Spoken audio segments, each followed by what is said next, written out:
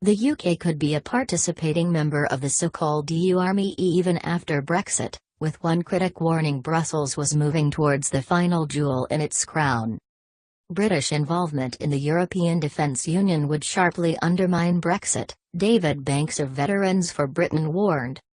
He told Express.co.uk the Defence Union, which would see the European Union oversee increasingly blurred lines between the armed forces of different states, should not involve the UK.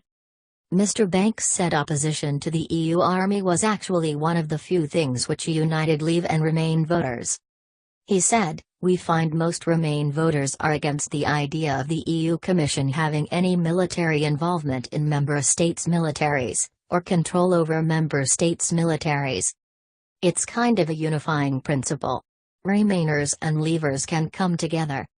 But he said the EU was pushing for more and more military power, having already secured support for a military HQ and considering the purchase of military equipment.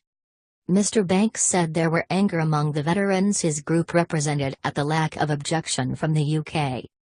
Britain, as a full member state of the EU, can veto agreements at any stage, but officials are not only approving plans but are understood to be considering remaining involved after Brexit.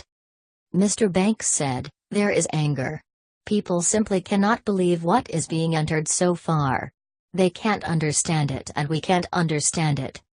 While the government is expected to hold back on signing up to the EU's Permanent Structured Cooperation Process, known as PESCO, Mr. Banks is concerned Britain may join in the future, potentially even after Brexit.